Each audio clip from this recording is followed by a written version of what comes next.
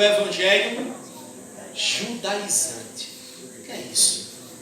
Quem são esses indivíduos? Antes a gente vai voltar só ao texto de Gálatas, aquilo que Paulo falou, Gálatas 1, 8 e 9, né? Onde Paulo disse que ainda que venha um anjo, né, e pregue um evangelho diferente desse, que seja maldito, amaldiçoado, anátema, né? Então que nós tenhamos consciência, esses evangelhos são maldições, que têm pervertido a fé de muitos e desviado muitos dos caminhos e da vontade de Deus. E esse evangelho judaizante não é diferente. O que é isso? Essa é uma prática que o próprio Paulo já lidava na sua época. O grande embate de Paulo foi com esses camaradas que queriam que o cristianismo tivesse a mesma cara do judaísmo. Olha, você vai ser cristão, mas você precisa, né, cumprir com todos os ritos da lei de Moisés. Você precisa oferecer os sacrifícios. Você precisa guardar todos os mandamentos. E assim havia esse grande embate de Paulo, principalmente na igreja da Galácia. Mas isso foi um mal na igreja de Filipos, na igreja de Colossenses. Paulo bate muito em cima disso. Então, os judaizantes na Bíblia eram pessoas que procuravam incorporar certas práticas e exigências da lei de Moisés ao evangelho de Cristo. Então esses indivíduos, eles eram crentes, ou seja, eles haviam confessado Jesus, mas aí eles queriam fazer essa mescla, achando que, cumprindo com os requisitos da lei, eles seriam justificados, ou seja, não bastava apenas crer em Cristo. O sacrifício de Cristo não era suficiente. Era necessário ele ser circuncidado, era necessário ele cumprir com todos aqueles rituais e sacrifícios. Então, ensinavam que a salvação dependia da lei, principalmente da circuncisão, e que para ser cristão, a pessoa precisava antes ser judeu. Não por descendência, mas por religião, né? Se tornar um adepto da religião do judaísmo. Então Paulo bate muito de frente com esses camaradas, né? Gastou muita saliva nas igrejas por onde passou e sofreu muito com a perseguição desses indivíduos, que ele os chama de os da circuncisão, que era a designação dos judeus em geral, e também para os cristãos que defendiam a prática da lei de Moisés. Então Paulo vai lá e bate de frente com esses camaradas, né? Paulo vai lá e dizendo aos filipenses que eles são obreiros infernais. Paulo chama de cães, acautelai-vos dos cães. Paulo não dava moleza, batia de frente e batia duro, porque sabia do prejuízo espiritual que esses indivíduos estavam trazendo para o evangelho de Cristo. Todavia, em nossos dias, as pessoas não têm atentado para esses alertas de Paulo, e muitas igrejas estão tentando aplicar essas mesmas práticas dentro dos arraiais cristãos. Você quer ver um exemplo? Arca da Aliança. Quantas igrejas hoje têm uma arca lá no meio? Semana passada eu fui num velório em uma outra igreja.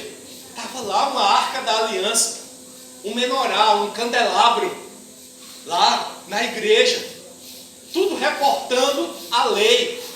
Tem igreja por aí que toca-se o chofar, né? Aquela trombeta de chifre de carneiro.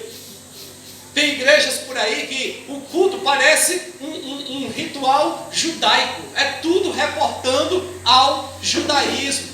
Aí guardam o sábado, aí fazem a leitura da Torá, usam o kippá, né? Aquele bonezinho dos judeus, usam os pastores, né? Os rabinos, usam uma estola sacerdotal, pano de saco. É interessante ter um camarada desses aí, um dito cujo, que usa um pano de saco. Então tá lá ele, um pano de saco nas costas e com um tênis de R$2.000, andando no culto. Quando sai do culto, vai numa Ferrari para casa.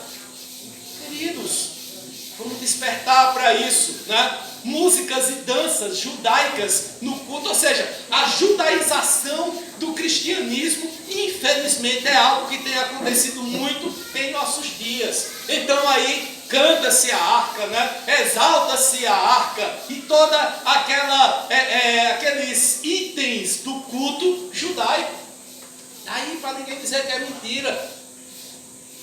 estão entrando aí com essa arca é em um culto, é em uma igreja cristã. Está lá a irmãzinha louvando e o cara com aquele pano que o judeu usa na cabeça, os outros tocando ali o shofar. Então todos esses elementos da ritualística judaica sendo trazidos para o culto cristão, se prostrando e orando ali na arca, entrando na entrada solene da arca no culto. Onde está isso no Novo Testamento? Que fundamento bíblico para o cristão tem essas práticas? Tenhamos cuidado, nós não precisamos trazer a arca para os nossos dias. A arca foi algo de Deus lá na época do Antigo Testamento, cumprindo um propósito dele. Tanto é que o próprio Deus providenciou para que ela sumisse, que ninguém a encontrasse. A lei de Moisés foi dada aos filhos de Israel. Nós, cristãos gentios, não somos filhos da nação de Israel. Há um movimento aí que tenta a todo custo dizer que todo brasileiro é judeu, né? Há uma descendência judaica. Queridos, nós não precisamos cumprir a lei, Jesus cumpriu. Leia Hebreus capítulo 9, principalmente, aquilo que nós começamos a estudar ontem. A lei foi dada com um propósito. Qual o propósito da lei? Salvar? Não, pelo contrário, mostrar que todo mundo é pecador. Quer um exemplo prático? Usemos os 10 mandamentos. Quem aqui consegue cumprir os 10 mandamentos? Ninguém. Quem na face da terra consegue? Ninguém.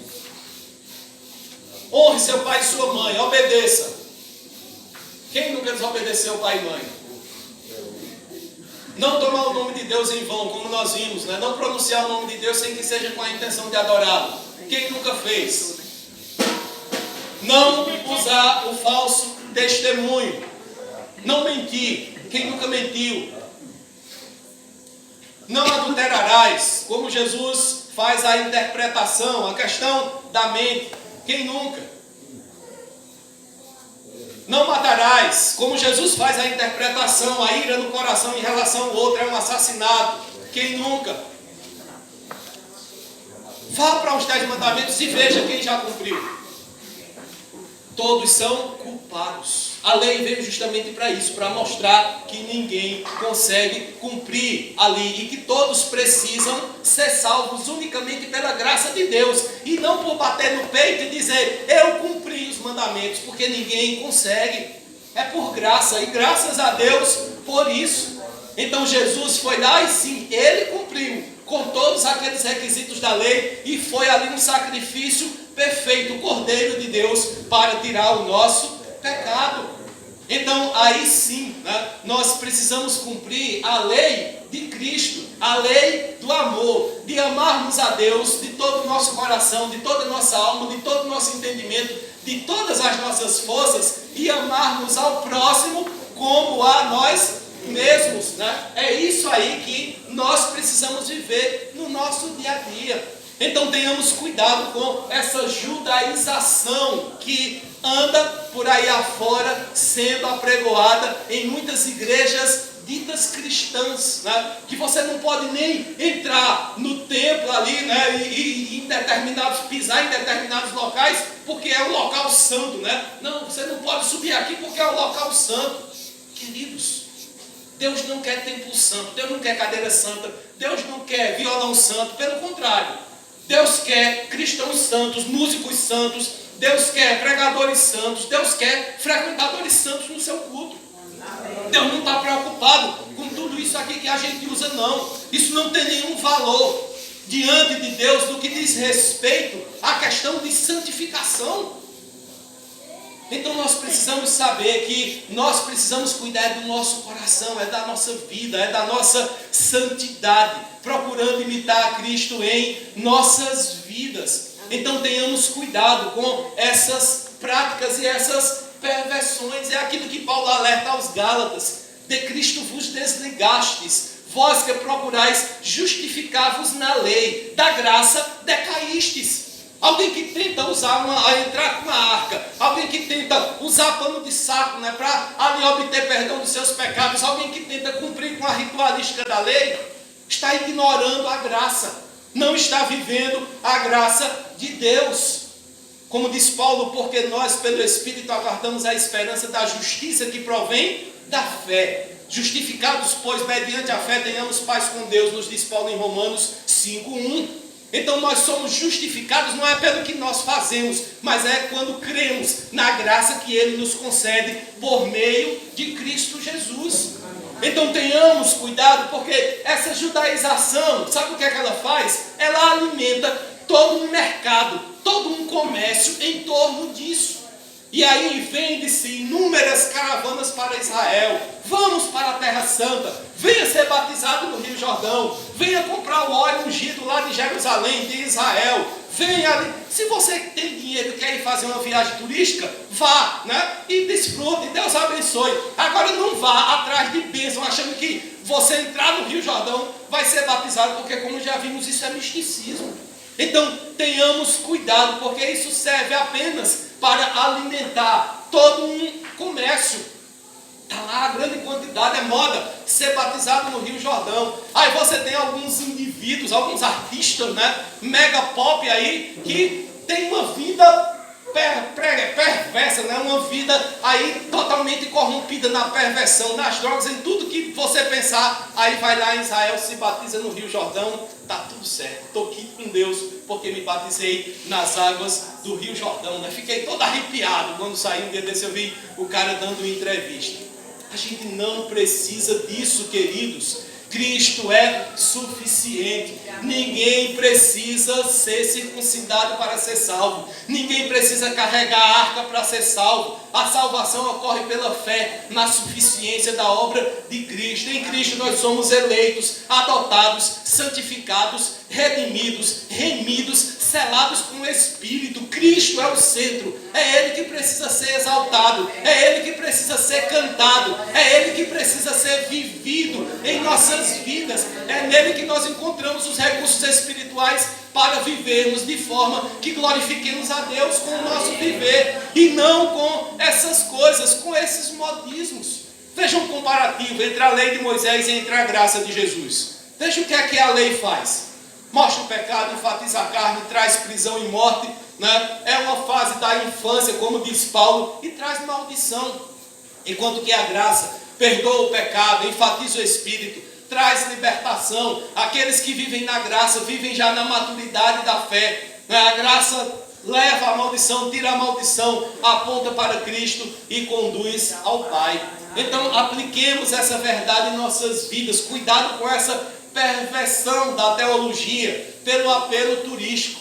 Esses pacotes aí que oferecem sal do Mar Morto, azeite do Monte das Oliveiras, crucifixos feitos da cruz de Jesus. Um dia desse eu vi um camarada oferecendo um crucifixo que tinha sido feito da madeira da cruz de Jesus. Onde ele foi achar a cruz de Jesus? Mas tem muitos ingênuos comprando, né? E, aliás, isso é uma relíquia que o catolicismo já vendia lá no século XVII, né? Pedaços da cruz de Jesus. Isso é superstição, isso é misticismo, isso não tem nada de evangelho. Terra santa, areia santa, água santa, sal santo, folha de oliveira santa, isso é feitiçaria. Isso são práticas que você encontra lá nos centros de candomblé. Essas práticas aqui estão lá dentro, mas o povo está trazendo para dentro de igrejas ditas cristãs. No cristianismo não são as coisas que são santas, são as pessoas. Deus quer pessoas santificadas que busquem no seu dia a dia viver esse padrão de santidade. Voltar à lei é negar a graça e perder os seus efeitos, é renunciar aos direitos de filho e voltar a viver como servo, é renunciar à liberdade cristã que foi comprada pelo precioso sangue que foi derramado na cruz, como nos diz Paulo, escrevendo aos Gálatas, a Romanos, e como também nos diz Pedro. Então que Deus abra os nossos olhos para que nós tenhamos discernimento em relação a essa prática. Amém? Amém.